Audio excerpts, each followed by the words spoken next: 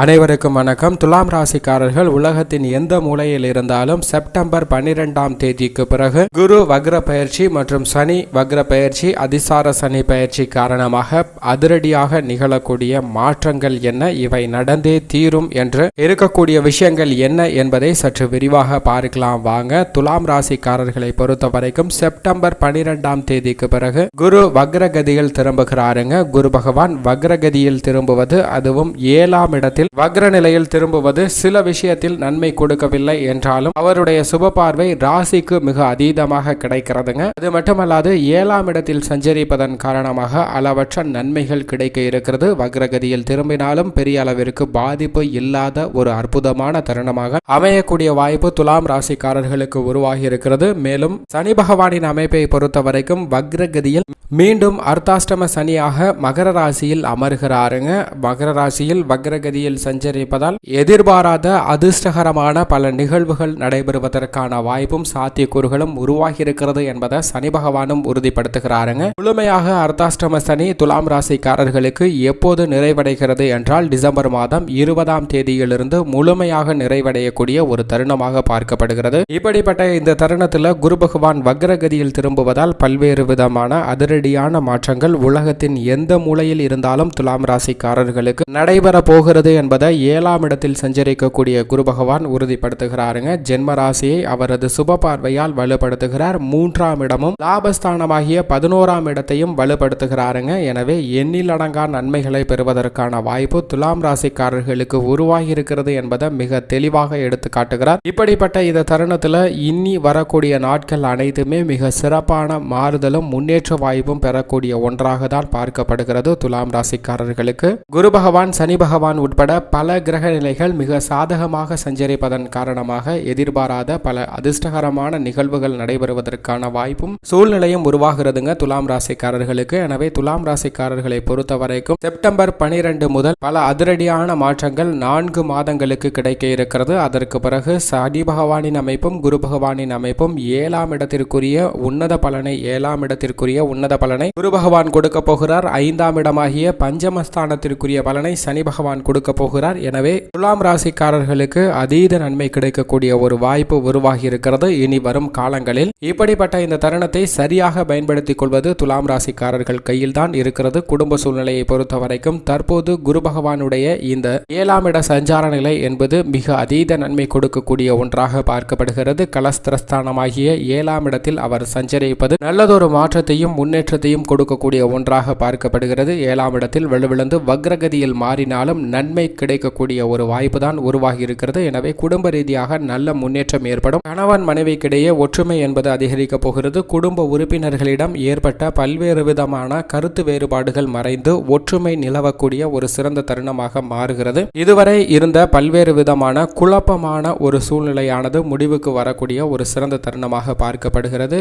நீங்கள் எதிர்பார்த்தபடியே திருமணம், குழந்தை பாக்கியம் உட்பட அற்புதமான பல விஷயங்கள் நடைபெறக்கூடிய ஒரு சிறந்த தருணமாக பார்க்கப்படுதுங்க. எனவே இந்த தருணத்தை சரியாக பயன்படுத்திக் கொள்ளுங்கள். நீதிமன்ற வழக்குகள், நீண்ட நாட்களாக தீர்க்க முடியாத பல பிரச்சனைகள், பூர்வீக சொத்துக்கள் போன்றவற்றில் சாதகமாக தீர்ப்பு கிடைக்கக்கூடிய யோகம் உருவாகி இருக்கிறது என்பதை குரு பகவான் மிக தெளிவாக எடுத்து காட்டுகிறார். உத்தியோகத்தை பொறுத்த வரைக்கும் சனி பகவான் மிக சிறப்பாக சஞ்சரிக்கிறாருங்க. பஞ்சமஸ்தானத்தில் சஞ்சரிக்கக்கூடிய சனி பகவான் வக்ரகதியில் மகர ராசியில் அமர்ந்தாலும் பெரிய சிரமத்தை ஏற்படுத்த மாட்டார். எனவே உத்தியோக ரீதியாக நீங்கள் எதிர்பாராத பல சலுகைகள் கிடைக்க போகிறது. ஊதிய உயர்வு மற்றும் எதிர்பார்த்த இடமாறுதல் போன்றவை கிடைப்பதற்கான யோகம் உருவாகி இருக்கிறது. இதை சரியாக பயன்படுத்தி கொண்டால் துலாம் ராசிக்காரர்களுக்கு மிக சிறந்த ஒரு நன்மை உத்தியோக ரீதியாக கிடைக்க இருக்கிறது என்பதை தெளிவாக எடுத்து காட்டுகிறாருங்க. மேலும் மேலதிகாரிகள், சக ஊழியர்களின் ஒத்துழைப்பு சரியாக அமைவதன் காரணமாக உத்தியோகத்தில் மகிழ்ச்சி கிடைப்பதற்கான வாய்ப்பு இருக்கிறது. நீங்கள் நினைத்த காரியங்களை நினைத்தபடியே செய்து முடிக்கலாம். புதிய வேலை வாய்ப்பிற்காக முயற்சி செய்யக்கூடிய துலாம் ராசிக்காரர்களுக்கு உலகத்தின் எந்த மூலையில் இருந்தாலும் நிச்சயம் புதிய வேலை வாய்ப்பு நீங்கள் விரும்பியபடியே அமையக்கூடிய யோகம் உருவாகி இருக்கிறது என்பதை தெளிவாக எடுத்து காட்டுகிறாருங்க. தொழில்துறை, வியாபாரத்துறையை பொறுத்த வரைக்கும் குரு பகவானுடைய அமைப்பு காரணமாக